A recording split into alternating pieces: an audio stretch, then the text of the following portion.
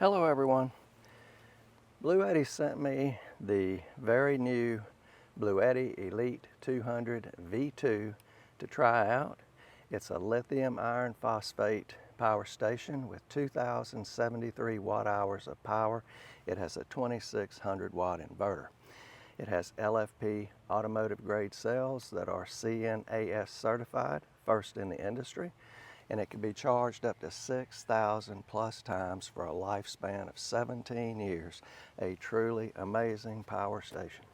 If you watch my channel, and I certainly hope that you do, if you haven't subscribed, please like and subscribe for a lot of camping videos. But I like to camp in my Toyota 4Runner, and this is the heart of my camping system.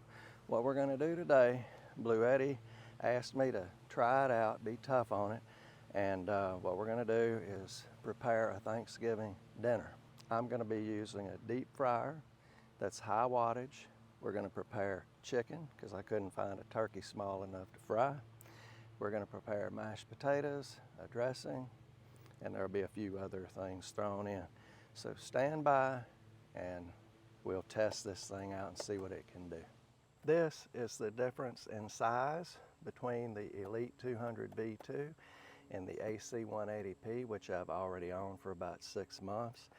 It's only a fraction of an inch bigger in all dimensions, but packs way more power. This is a 2,600 watt, 2,073 watt hour power station. The AC 180P is an 1,800 watt, 1,440 watt hour power station. That's 633 more watt hours in this power station. This power station comes in at 53 pounds. This one comes in at 35. The Elite 200 does have powerlifting mode. If you're wanting to operate a device that's a pure resistive load, such as a hot plate or a bathroom heater, no motors or sensitive electronics, it will operate devices up to 3,900 watts. Let's take a look at the exterior of the Elite 200 power station. Over here you have an XT60 input. That's going to be for your solar. It will accept up to 1,000 watts of solar, 12 to 60 volts at 20 amps. You could also use this to plug into your car's 12 volt system for charging. I get about 80 watts input with my 4Runner. This is a cigarette lighter output, DC, 12 volts, 10 amps. I use this to power my 12 volt refrigerator. Over here you have two USB-C 100 watt outputs, two USB-A 15 watt outputs. You have your power button to turn on the DC side and off, a button to turn off and on the AC side. You have your display. Over here you have four 125 volt 20 amp AC receptacles that you could use to power most anything you power in your home. On this side you have ports for the fans to cool the station. You have a grounding load. You have an input, AC input, when you're charging inside your home or shop from the grid. They do provide the cable for that. And you have a circuit breaker. On the back you have some real good information. You may want to pause and take a look at that. And then on this side you have an additional vent. So there you have it. Let's take a look at the Elite 200's bright display. Even with glare and reflection, you still have a very bright display. In the center you have battery capacity remaining. Right now it's 48%. This is after 3 days of running my 12 volt refrigerator. You have DC input. This will indicate how many watts are coming in from solar or from your car's battery. This is DC output, AC output, and AC input. When you're charging, this will indicate how many watts the power station is drawing. You have three options. You have silent, standard, and turbo. Standard is your default. You can change to whatever mode you want to charge at using the app. My Elite 200 lives in the passenger side floorboard area of my 4Runner. As you can see, it's a tight fit. but everything works out well. There's plenty of room to access the cables. None of them are crushed. The only disadvantage, I may not be able to see the display that well, but I'm going to show you how the app solves that problem. Okay, let's take a look at the app. There you have it, the Elite 200 V2. You see the battery percentage there in the middle with your inputs and outputs all around it. You see where you can turn DC on, AC on. Some more information. Let's go into settings. I'm using Bluetooth connection, of course. There are your charging modes. Have it set to standard. You could change it to silent or turbo. There's your power lifting mode. Turn it on or turn it off. Firmware upgrade, advanced settings. One other thing you might need in the advanced settings is this grid self-adaptation. If you're going to hook it to a gas generator, that's for when you're charging through something that's unstable. Right now I have it disabled. But anyway, it's an easy app. We've got everything laid out. The chicken, 2 thighs. I love to use fish fry as batter for fried chicken. Y'all need to give that a try. And we've got the potatoes and all the fixings laid out. So we're about to begin. Okay, first things first, we got to turn on the inverter.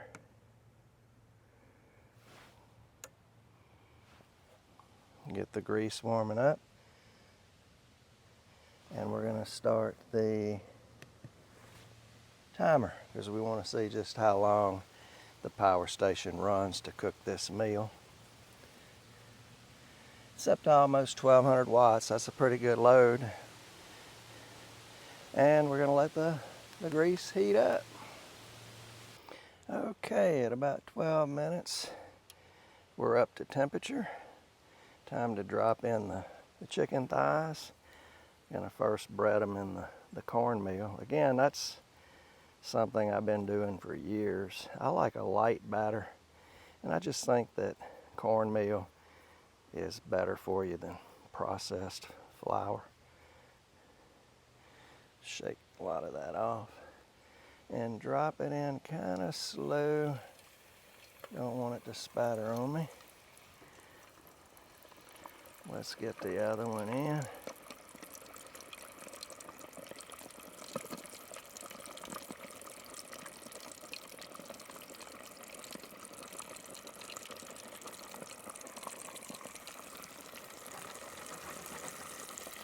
Okay, I'm gonna get my hands cleaned up and I'll be right back. All right, we're coming up on the 30-minute mark. We've got 74% capacity left. I'm saying our thighs are done. They're golden brown and floating in the oil. Gonna let them drain on some paper towel. And what I'm gonna have to do now is shut down the fryer, let the oil cool, because we've got to get some water boiling for our mashed potatoes. Okay, I've got the pot cleaned out. I've got some cut up potatoes in here covered with water. Let's resume the operation. Turn on the inverter. There we go. Start the clock again. And now we got to wait for the water to boil.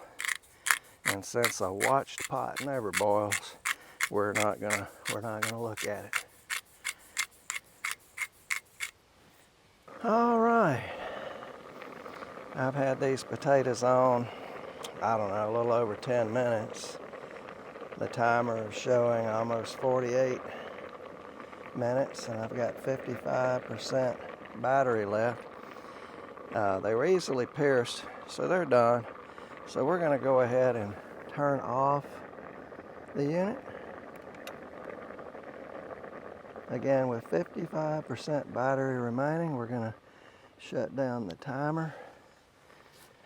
So this station has been used for 47 minutes 44 seconds. Still got 55% battery remaining.